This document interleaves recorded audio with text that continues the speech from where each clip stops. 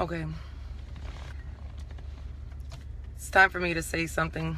One more thing. And I've said it plenty of times, but I'm going to go ahead and say this. We hold these truths to be self-evident. That all men are created equal. That they are endowed by their Creator with certain unalienable rights. That among these are life, liberty, and the pursuit of happiness. That to secure these rights, governments are instituted among men, deriving their just powers from the consent of the governed. That whenever any form of government becomes destructive of these ends, it is the right of the people to alter or abolish it.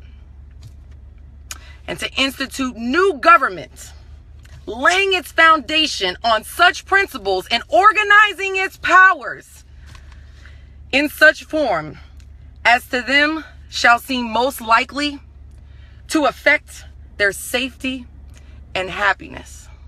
These words are the foundation of our country, what it is that we firmly and fundamentally are supposed to be on.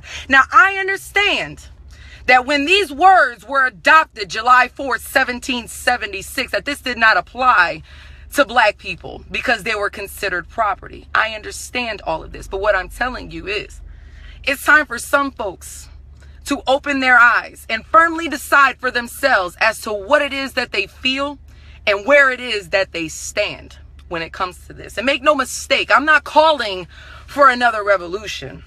I'm not calling to overthrow the government. What I am calling for is a great awakening. What I am calling for is my brothers and sisters of all races, religions, creeds, socioeconomic backgrounds, and professions. I am calling on you to speak out verbally and electorally against the injustices that are occurring within this country, because whether or not you want to believe it, they are happening.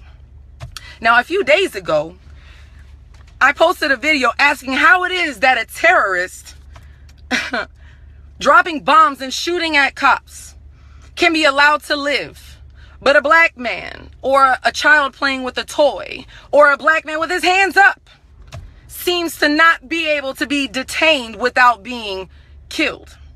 I asked that question like most lawyers do. I asked that question already knowing what the answer was going to be. I knew what folks were going to say, and you walked right into it. That's what I call an okie doke. Your responses were, well, this man has information. This man has some form of value to us. Why? Because he has information, right? So in essence, what you're saying and what your rationality is that this man is alive because he poses a value to those in the upper echelons of our society, to those in power.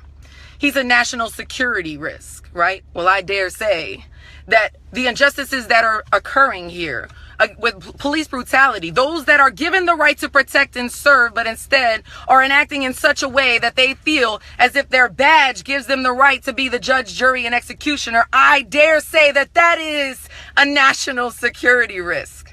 That is more so an issue of national security than what this man did. And in essence, what you really did was prove my point all along. What you basically said was this terrorist is more of value to the American people than black lives. So in essence, what you said is that black lives don't matter. And you walked right into it.